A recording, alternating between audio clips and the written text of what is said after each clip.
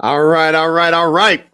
You know we're doing it, and we're doing it again. We're doing it big. We're back with the fire of Women's Empowerment Week. We have had so many phenomenal ladies on this week. The feedback is off the charts. I'm talking about the messages that we're receiving, the compliments that we're getting, women talking about that they're so empowered, they feel so absolutely motivated and inspired, and we're not going to stop. We got another powerhouse woman for you today that is making moves, making waves, and she's making changes. So without any further ado, we're going to get a little drum roll.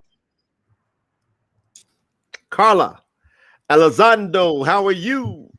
With your Hi, drum roll. Jay. I'm so How are well. Thank you? you. It's I'm so good so to see glad to you, have you Jay. here. Same here. You know, we've been having an awesome week, and we know it's going to get even better now that you're here. Karla, it's all about women's empowerment. It's all about making a difference, making a change. You know, there's a lot of women that's going to be watching this. We're going to get thousands and thousands of views over the course of the next several months. What do you have to say about who is Karla Elizondo? Where's she come from? What's she doing now? Where's she going? Over to you, Karla. Thank you, Jay. Well, hello to everyone. And I'm so happy you're doing this. And I'm so grateful to be a part of it. And all the wonderful women that you've had on here. They're all so inspiring. And I have to catch up and watch them all. So I would say I was born and raised in California. My father's from Mexico. My mom's from California, but her grandfather's from Germany. And so I definitely have that immigrant blood in me. And yeah, my parents were very blue collar, started from, the ground up. And I was raised, we always had enough, thank God, food on the table, clothes on our back, but raised in a, work hard, those kind of strict paradigms. I was also raised Catholic. We went to church every Sunday. And that's really where I got my spirituality and my prayer life and, got in touch with myself, which has been a huge part of my life. And then, just studied and followed the things that I was interested in: philosophy, psychology, theology. Wow. You know what? And you've taken that and you've been able to do some great things. What are some like impactful moments in your life that you say, okay, as a woman, maybe I realized that the field hasn't been a level playing field. Have you ever caught that? And what impact did you make to do something about that, Karla? You know what? I have asked my mentors, that women mentors, and to be honest, the feedback that I've gotten and my personal experience, I have not. Here's an example. I was going to say I haven't had any doors shut on me. If I was bold enough to ask for what I wanted, I feel like I've always gotten it. There was one time, I would say, my undergrad was in film. And I remember I had this woman director. I was taking a directing class. And I remember, Jay, you're reminding me of this. My goodness. I was probably 20 or 21. And she was a very talented director. Okay. And I just remember her saying, it was just known in the business of entertainment that women aren't really given those directing parts. And she's like, you know how it is. And I'm like, oh my God, that was the first gut punch. Like, cause I want to direct and produce my own stuff. And I'm like, it is a man's world in the entertainment behind the scenes business, as far as like just directors are men and the producers are men and the people who run stuff in the film and creative industry were men. That's definitely changing because that was 15 years ago. And so we have seen a lot of leaps, quantum leaps, and more representation of women, I would say, in the film industry as directors. So that is so lovely to see. But yeah, I guess that is an example in my own personal experience. You know, and it's the reason I bring that out is because someone like you, as strong as you are, you say, hey, I create my opportunities. I make my opportunities, but it Right. hasn't been level out there. And then if we just can focus on that, because there's people right now, the feedback we're getting is every time we bring on a powerhouse woman, they go, man, that inspired me because I was going through this or I was going through that. And the reason I was inspired to do this, Karla, is because when my wife found out that she was pregnant back in 2014, we thought we were having a little girl. Oh, And I heard Lena's you like, talking about this. yeah. And so I started thinking like, man, my girl's gonna come into this world and how I've seen them personally, and I wanted to do something about it. And one thing that you've done ever since I've been able to watch what you're doing and your consistency, I was like, you know what? That's what I'm talking about. Being able to present yourself, your posture. So how did you get the mindset that you have, to bring about the posture that you have on a daily basis, Carla? I would say it's always about keeping your eye on the prize Yeah. and focusing on what you can do and focusing on the light, because there is dark out there. There are people forces who believe that, women shouldn't be in certain, but just, and to answer your first question, what I do, how do I make a difference? I just create my own opportunities. I got my lights, I got my camera, I went to film school. I didn't care. Just create your own stuff. Don't allow the outside world to dictate how you are going to live. And so I would say it's an inside job. It's an inside game. And you have to live from the inside out as opposed to the outside in, because of course there will always be forces or people or circumstances. And people, you have to start from somewhere. You don't just go from 0 to 100. And so you have to keep your eye on the prize and don't let that water into your boat or it's going to sink you. You have to truly focus. And it's hard to do when there's so much stimulus around us. I like this, so much stimulus. What a run. We got to use that every time somebody's messing with us. I'm like, you know what? So much stimulus going on here. Yeah, get your water out of my boat. No. Yeah, out of my boat. Now, Carla, what do you do on a day-to-day basis? Why don't you let folks know about what you do and how you might be able to help some of these women that want help from you? Yeah, I would say, Lord, for me, I just speak from my own experience. And I feel like the people I love the most speak from their own experience, because that's all you know. Nobody knows everything. I am my own case study. I study myself and I focus on myself every day. When I was younger in my 20s, I knew what was wrong with everybody else. I knew what she needed. I know what book I could recommend her. It's like, girl, what book do you recommend your own butt right now? And so being my own case study, focusing on myself, going inside, know thyself and you shall know the universe and all the gods, truly is my creed. And so when I feel myself wanting to go outside of myself in any way, so daily, to answer your question, I go inside, I meditate, I pray, I read, I shut out the outside world. And it's a non-negotiable, because it's fun and cute to say, I meditate and I do this. It's like, do you really shut it out? And I have been a woman of my word as I've gotten older, and it's been a hard lesson. But I would say, whatever you've been through, whatever your story is, it is valid. Do not compare it with anybody else. Comparison kills. Amateurs compete, professionals create and collaborate. All right. You only compete with who you were yesterday. So for me, get that quiet time, go inside, pray, meditate, read, study. And what are you doing right now as far as career wise? So Carla wakes up every day, and then does she have a career, or do you just kick your feet up and, take it easy on the beach with umbrella drinks? I mean, what are you doing on a day-to-day basis, Carla? On a day-to-day basis today, I'm a marriage and family therapist. I'm based in LA, and I'm a coach as well. I'm a Bob Proctor coach, Proctor Gallagher.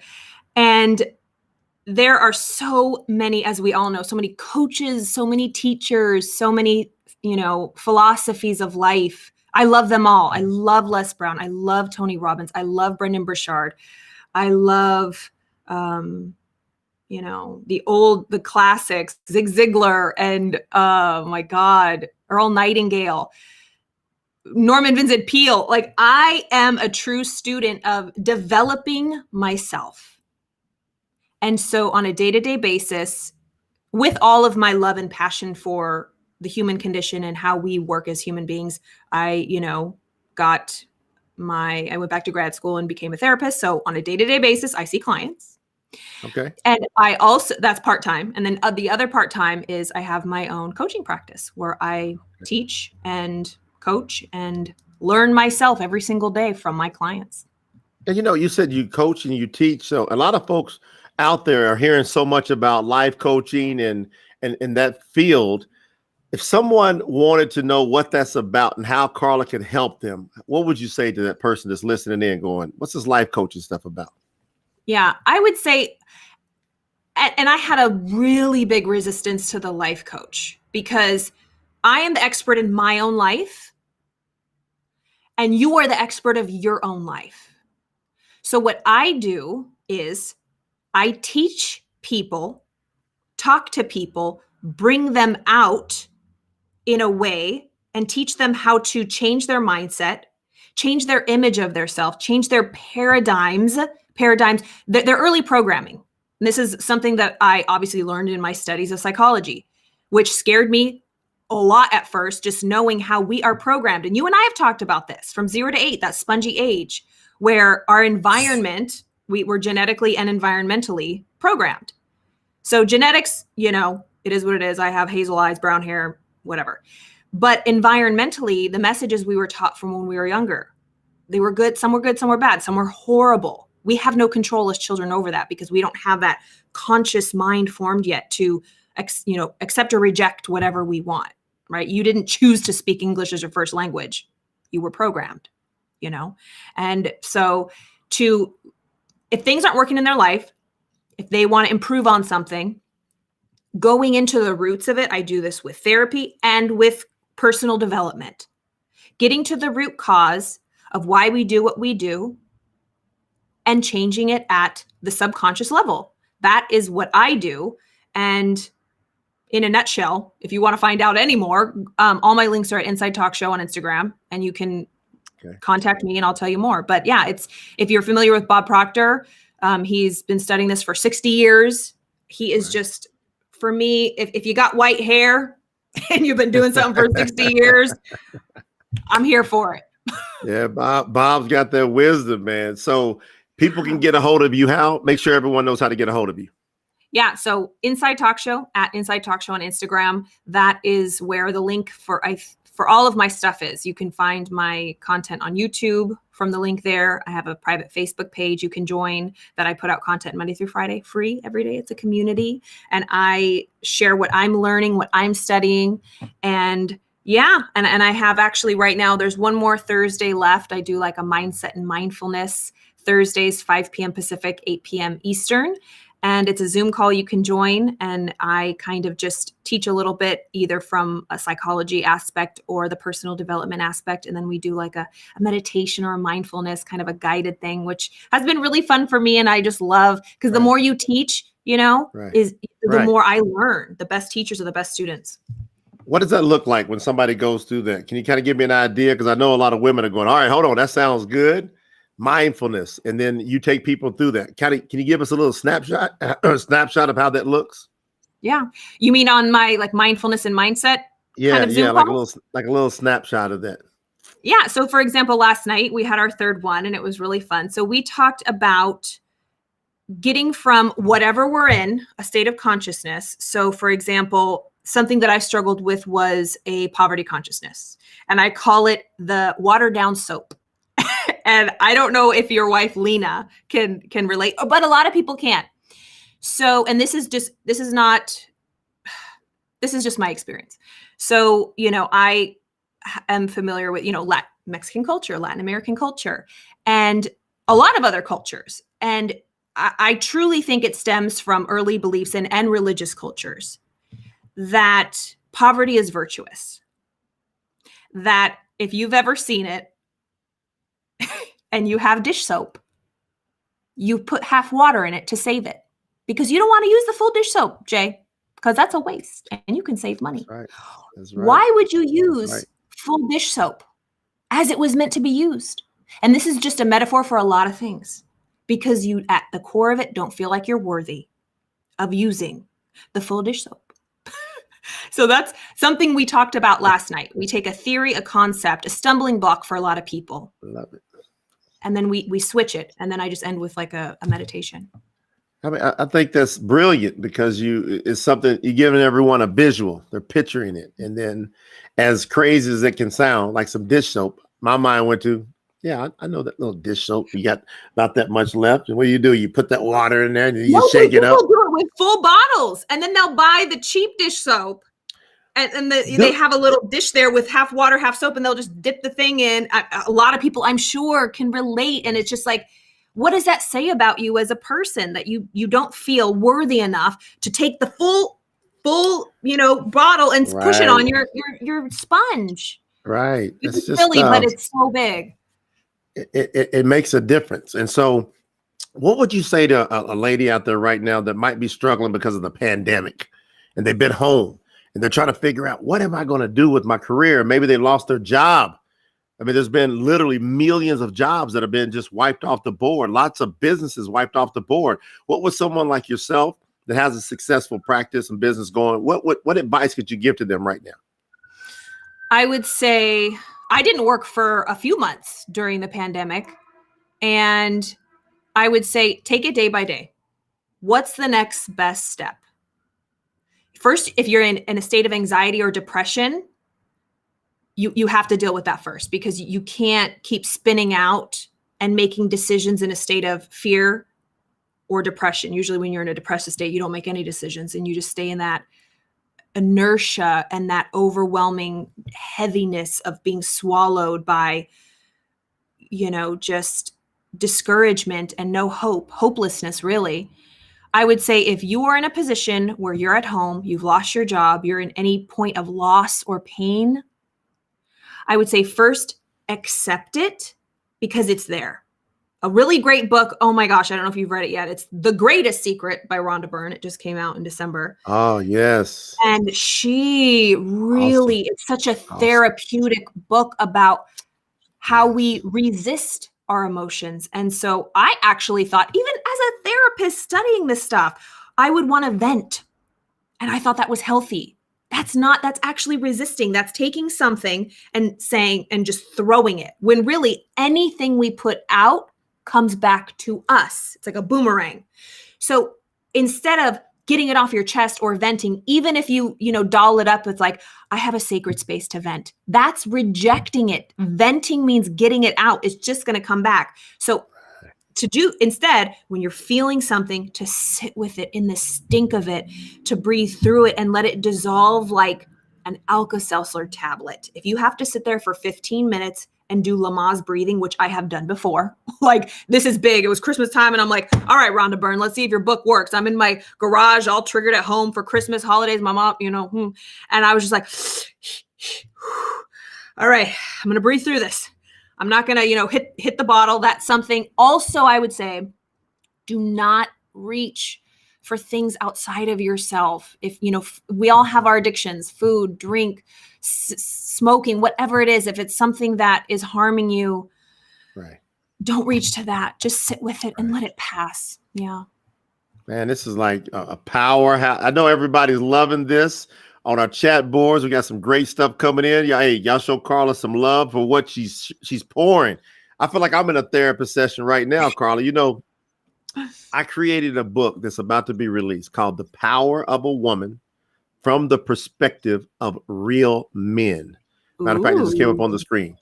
And people can get the pre-release of that on powerofawomanbook.com. What do you think about that title? And what do you think about, as men, I want to represent real men and talk about the power of a woman. I'd love to get your insights on how you feel about that title. One thing that I realized is, there's a spectrum of, masculine and feminine energy. And we all fall somewhere on that. And I think it's like the yin and the yang. When I am in my most feminine state, I attract masculine, like the alpha. And for a long time, when I was in more of a alpha myself or masculine expression of myself, I would attract more of a feminine male. And so I think that the relationship between not just men and women, but the energy of masculine and feminine is one of the most beautiful dances. And you can feel it. So I don't know if any of that made sense, but I've noticed that in my life that I can't wait to read it. I hope you have an audio version, because I'm a big audiobook nerd, and you better be the one that's the voice on it, Jay. We're gonna do both of them. She's like, I gotta have my voice. Okay, now it's another challenge. I love this. Yeah. But I love what you said. It's a dance. It's a beautiful dance. That's really what I want to create with the book. I want to tear down the walls. Let's get unity. Yeah. Let's edify each other. So I figured, hey, if I edify and promote the power of a woman, maybe women will be able to embrace that and go, you know what? There are real men out there. And then we can inspire other men that are not understanding that power and that unity. Because the power of a woman ends up, and when you embrace that, I feel it becomes a unity call. And so I just enjoyed, hearing from you and being able to talk to you and growing our friendship. And so as we start to close this out, Karla, I'm just thinking of the little girl out there, that's at home. Because I've had these stories and she's afraid of she's going through a tough time in her house, and she's like, all right. And maybe she's about to graduate high school, go into college. What would you say to that young girl that hasn't had the most support at home and is about to get out into the real world? Oh my God, Jay, I can get emotional thinking about that, because I was that girl. I would say at 12 was the first time I ever got depressed. I did feel alone. I had such a loving family and a lot of friends. I was charismatic. But if you feel alone and in your teenage years, like I said before, and I can't say it enough, shh, quiet down, go inside, journal. Listen to that small, still voice. That is your intuition. And I think we all have intuition, but a woman's intuition, I don't know what it is, but it is like no other. Do never deny. I have this affirmation. I am acutely attuned to my intuition and I follow my inner guidance. I say that every day. I am acutely attuned to my intuition and I follow my inner guidance. It will never steer you wrong, and you have to get quiet to hear and feel it. You will feel it. I feel it, man. I just felt that. Like, listen to your inner intuition. And you said journal. Why do you think journaling is so important, Karla? There's something, this is the way I see it. Picture your mind as a ball of yarn, like a rubber band ball or something all jumbled up. And picture taking just one end. Where to start? It's like you can be so overwhelmed to look at this big thing in your mind or you feel in your heart. Just take a little piece of string, attach it to the end of your pen, and just start writing, and it'll start weaving out of your brain.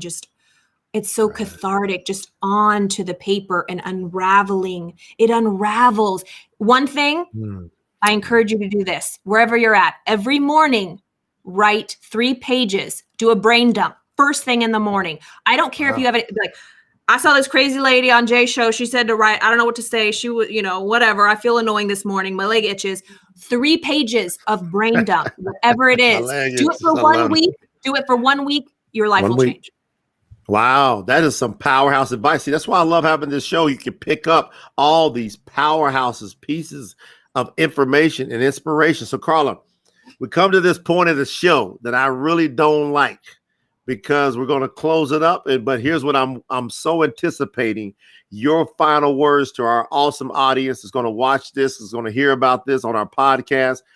Some of your powerhouse final words, Karla. Over to you.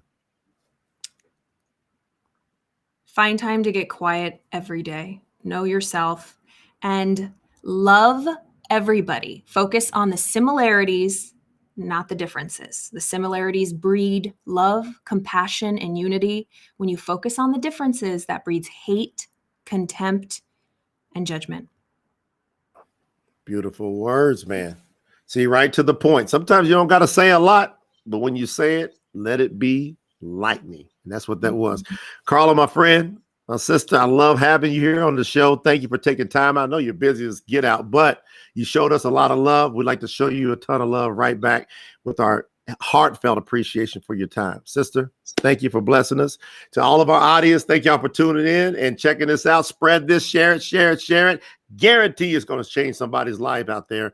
They need to hear this powerhouse, Karla. Karla, thank you. Thank you for the opportunity. Thank you. All right, take care, everybody.